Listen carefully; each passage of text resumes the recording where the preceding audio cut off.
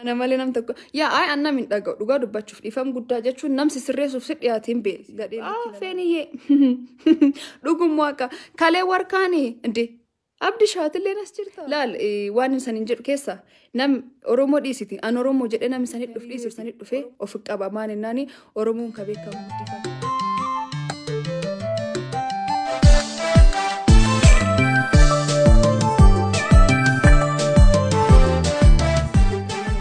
Oromoon ka beekamu ormaayyuu jaalatee of fakkeessee jiraachuun rafida. Mootii TikTokii gubbaatti iyyaa ture. TikTokii gubbaa actually ciqiciqiin akkasiin jiru bakka giifti jira jaalala jira sirba. Mee ol seenaa uummata qashti bannaata. Deebisanii deebisuu dhufee ol seenaa silaa har'naamiin seenin jiru I know. Haga saniin cufa dhageettanutti san eegu jirayyuu. Eegasam namichi fadha ga'e jedhee yaada. So ol seenaan sodaatina ol seenaa. Welcome. Galatoomaa ulfaadha. Just warrumna kabajaniif jecha ol seene. Ol seenaa. Share jedha akka Dr. Asli.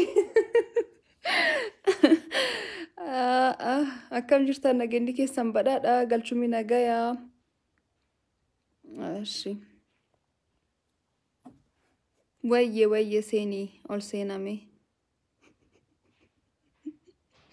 Butterfly. Ol seenaa bannaatachu nalleen hin jarjara sanilleen hin jarjartanii alleen hojii wayii gubbaa ture na dadhabeera. Plus live ture TikTok gubbaa.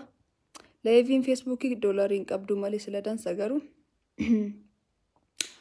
Ay ummat qashti ay gudi kalees nambiraan arrabsamna hardamo saniin arrabsamna. Which is good. Nama hojii hin qabneef dansaanitti nama hojii qabuuf ammoo nama kiyyaa jarjaree saatinis hin geenne fi homaan fiduu homaan ta'uu mahadii welcome. I guess bagna gayaan dhuftanii. Ani ni dhuga dubbachuu fi faamilii nan keessa dhaladhee guddadhee faamilii seer beekuu. Family kabaj nama beeku, family nam kabaje nam jaalate ofin nam dhiheessu keessaa waan ba'eefi akki nam tokko as gubbaa deemee nama arrabsuu hin danda'u. Arrabaa homaa jechuu hin danda'u. Maalinnaan odoon arrabsi jechaa na kadhachaa oolte hin danda'u. Dhugaa rabbi dhiifamna tolchaa waan kanaafi waan isaan arrabsuu yookaan ammoo warra arrabsee waan arrabsuu hin dandeenyeef dhiifam guddaa maalinnaan hin danda'u bakka. Warri an keessa dhaladhee faamiliin an keessa dhaladhee guddadhilleen kabajaaf jaalal nama na barsiisan malee yookaan nama waan dansa dalagu na barsiisan malee akka nama arrabsu naan barsiisne jechuudha. So an har'aa ilguutee abbaa kiilaalu wanni an ammaan kan dhufeefillee maqaa abbaa maqaa kiyyaa namni tokkolleen akka hin kaasneef isanitti himuuf jechuudha. Warri waan na dhalaniif waan armaan na baasaniif galatattuu warraa malee maqaa abbaa kiyyaalee taanaan maqaa kiyyaalee akkisan kaastan hin barbaadu tokko plus demo wanni san beekuu qabdanu like oromummaanii waan namaa kennite namarraa fudhattuu miti. Dhiig namaa kee jiraadha kan beeke. Plus miskiin Oromoodha. Oromoo waan ta'eef garuu qarshii natiin jijjiirannaa kaffaltu hin jirudha. You have to know this.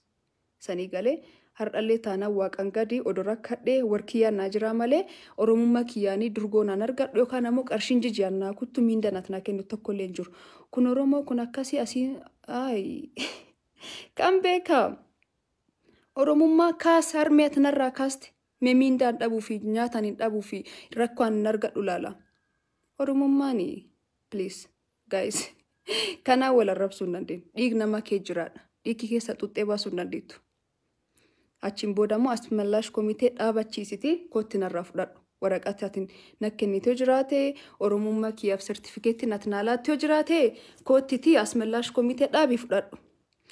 Plus demo waan tokko ani sanitti himu dhugaa rabbi dubbachuu fi sorry to say mistirii baasuuf niti.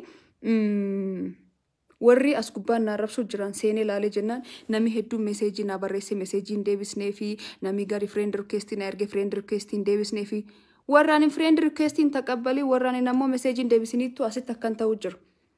Kabira ammoo sababa adda addaa qabaachuu danda'anii I don't know nami cufana jaallatu jechuun hin danda'amu nami si jibbu hedduutu jira. Sona jaaladhaa kannaataa saniin hin jedhu garuu oromummaan isaan akka inni tan oromummaa sanarraa fuutan tokkolleen hin jirtu kan beekaa. Sunirraan ka gadafe ijoollee shamarranii please of taa'aa jiraadha. Amma rakkoo hin qabudha. Jechuun na tahuu hin dandeettaan ani isaan tahuu hin danda'u. Atilleen kwaalitii kan kee qabda anilleen kwaalitii kee qabaa. Jiruu kan kee hin jiraadhu jiruu kee jiraadhaa jiruu waaqinaa qor jiraadhaa. So atilleen kan keetum jiraattaa jechuudha. Odoo as gubbaa iyyaa oolte odoo as gubbaa waan fee jechaa oolte doesn't matter jiruu maskii gubbaatti homaa wanni inni fidu hin jiru jechuudha. Kaan kabiraamoo Amy welcome. Kabira maanidha tokkoffaa maskiin Boorana maskiin maanii jecha warri gaafattanu anka dhaladhee guddadhe Boorana yaabelloo sanii galee garuu har'a beekamtii argannaan har'i maqaa argannaan ammoo Booraan dagachuun qabu yookaan ammoo Booraan ta'uu kii himachuun dhaabachiisu jechuu haa ta'u immoo abbaan kii nama Harariiti baddeessadha deemi qoradhu ittiin baata baddeessaaf ciroo faamiliin kii cufaachi jiranii jechuu faamiliin abbaa kan ammoo ittiin ba'uu dandeetti garuu yeroo keessaa beekamtiin dhufee jennaan maqaan kan kee ol bahee jennaan Booraan himachuu dhiistee akkinaan hin jenneef pilaas ammoo kan guddadhee dhaladhee yaabelloo waan ta'eefi yaabelloo yookaan kalchariinaan heddoominaan beeku Boorana ka Booranaati kanaaf suni madhaa jechuu kan kanum gama pikchariitti dhufnu please warna kabajanuuf warna jaalatan qofaaf deebisuu jiraadha as gubbaa jechuu seenii welcome seenaa koo big respect abibti kan ammoo kabira maalidha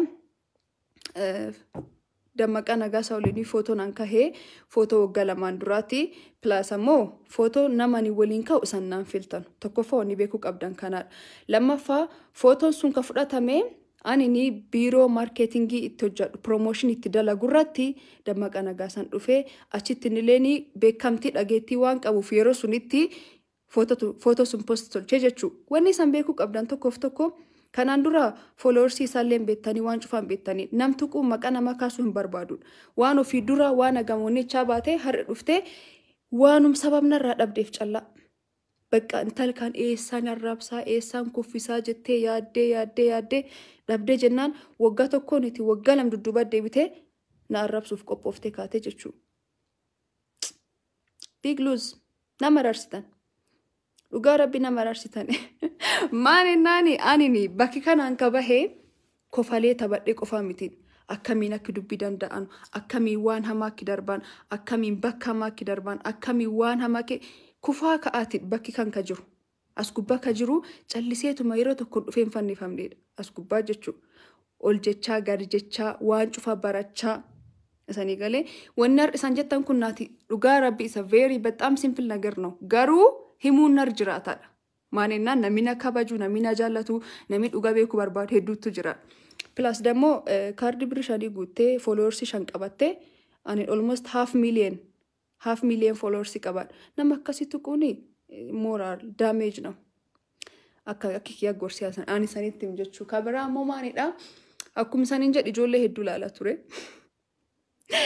ijoollee hedduuni dhugaa rabbi waaqa nunnuun haduutu dhugaa rabbi namani follow in tolchin yookaan ammoo nam request isan deebisinidha kanaan dur natti ergatanii namaallee natti ergatanii request kii haa deebistu jedhanii namani hin deebisinii fi nam message keessan na barreessee yookaan ammoo wanni kan post na tolchi jedhee namani hin deebisiniif yaa abdii tuffadhe dabaruun nar jiraata actually tuffiin jiraadha gamma dhugaa dubbachuuf garuu maal yaadee nami hedduun kana jaallatu nami hedduun kana kabaju as gubbaa waan jiruufi nami hedduun ammoo dhugaa beekuu barbaada dhugaan jirtu ammoo kanuma picturein sun ka fudhatam hardhalee borlee taananii comment gubbaatti sanii maxxansa picturein sun picture waggaa lamaan dur fudhatamedha waggaa lamaan dur demo an zebra ride case marketing illee promotion dalagaa ture sanii galee yeroo sun demo qaxaramee hojjedhaadha so picturein sun ka fudhatam yeroo sun ittiin waan ittiin kuffisnu waan ittiin wal kuffisnu yoo dhabne akka rakkannee waggaa lam dudduuba deebin arguuni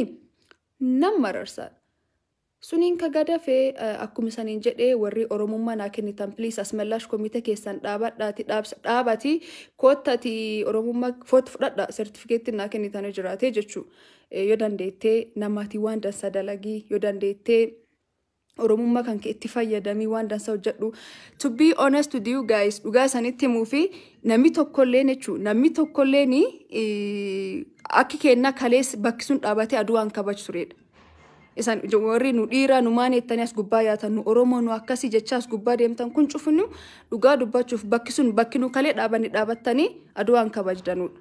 For real isanitti hima. Waan nu kee dabarrin dabarstan. Kalee sababa Hacaaluu faarseef qofa Facebookiin ki daqiiqa 40 narraa qabamee ture. Almost report narraa tolchanii jechuudha. Isaanii dubbii keessallee dandeenye dubbii alaallee dandeenye hin dandeenyu. Ishi an Oromoon itti sanii haa ta'uti. Garuu kalcharii kan jaaladhee beeksisuu jira. Then accept it. Oromoon hammataadha. Oromoon nam jaalata. Oromoon akkasii jennee nam barsiisa. Isaan kalee warri biraan warrabsanii har'i dammoo baastanii nu kennitan. Which is not fair at all. Actually ani nam jechi keessaniin deemuuniti nam odosan akka meski akkas deem meski akkan deemnaan jechaa ooltanii nam bakka akkisan barbaadan deemuuniti. Maalinnaan an nam guddaadha. Akki ani fula kan jiruun illee of dhagahaa of sirreessatiin. Waaqan gadamoo family dansa qaba, family respecti nama, family jaalal nama na barsiisee asii armaan na baas qabaa jechuu. So akki keessanii bahee kun akkasii jedhee isaan arrabsuu hin danda'u. Maalinnaani familiin ki annan family ki yaa ceeru, nam family ki jaallatu, nam Oromoon safuu qabaa jedhee barsiisaa oolu waan ta'eef. Namiin irraati maan barataa jedhee waan yaaduuf. Plus odaa akkasii yaadu baadhee naaneeyyamu. Afaanii kiyya naaneeyyamu waan hamtuu haasa'u. Kanaaf isa waliin waan hamtuu hin haasa'u. Nam fireeshanii nam kudhan hin guuttan warri as gubbaa akkan taatan jechuudha. Kanaafuu meseejii keessaa waan hin deebisiniif garuu dhiifama. Meseejii keessaan deebisuu dhabuun akkas namni narrabsiis ture. Rikeesti keessaan deebisuu dhabuu kiyyaafillee dhiifama bannaatachuu. Haga Oromummaa narraa fudhattan direesii waan isaan aarsunatti hin fakkaanne rikeesti deebisuu dhabuun kiyyaa. Suniin kagadafe meskiin kanaan cabdi meski suniin cabdi ofirraa dhiisa dhugaa rabbi ani gana waan yaadu waan hedduu qabu waan hojjedhu waan hedduu qabu waa cufa caalammoo onneen kan kee qulqulluu taanaan waaqii yeroo cufa si bir dhaabbataa jechuu na bor waaqii waan dansaa kinaa kennu abdii qaba plus dhugaallee waan qabuu fi tokkollee hin shakku pretty sure waaqii bakki dansaa kina dhaabu hin beekadha maalinaan onnee kisirrii waan beekuuf nami ofinimu dhiifamu waan ofimuu jiruu fi suniin kagadafe meskiin akkasii meskiin booraan taate akkamiin maqaan meski jedhamee akkasii ani boorana dhaladhee guddaa abbaan kee yeroo dheeraaf booraan jiraatu warri ki garuu harar abbaan nam harariitti nam baddeessaati yoo beekuun sir jiraata agasiin beeki sigalee yookaan asmallaash komitee kan kee dhaabadhu kootti fudhadhu. Wanni deebii kan kee fudhadhish Oromummaa qabaadhu bakkaat Oromoo ta'e garuu Oromooti wabaye. Kanaaniti ormi deeme ormaafiyyuu waan hedduu ta'a. Oh my goodness. Oromoon itti namsi qarqara ofirraa gussita kun ceera bar. Yeroo tokko jijji kiyya oneeshin itti dhuguma waaqa. Nuu tasmaammaanee kadhachuuyyuu hin dandeenyu waa biraa dhiisiti. Yeroo boorana sun argedha. Walii gallee waan tokko kadhachuuf waan tokko sirreessuu hin dandeenyu. Kanaafuu warri beekamoon artistoonni nu jaallan hedduun tokkummaa jechaa du'anii nu har'allee garuu waan bira kee jirra taarikii bira kee jirraadha. Taarikii bira. So sababa dhuunfaa keessanii Oromummaa waliin qabsiisinaa inaaffaan jiraate rakkoon jiraatellee gamuun dandeettanii single person individually furuuf yaala naleen isaan qarqara yoo gamkii rakkoo qabaatan jechuu garuu waan Oromummaa wal qabate please as gubbaa naannessaa in waliinaa yoo dandeettan ammallee warri asmallaash komitee taatan koota warri waraqatina kennitan yoo jiraatanii koota fudhadhaa hedduu takkaan isan jaalladhaa. Eluye achum gubbaatti wala garra gam TikTok itti adeemnu dikko mandari kuni haqabanaa'u ulfaadha galatoma waa cufaaf warri support na tolchisanii hedduu tokkisan jaalladha. Bye bye halkan gaarii.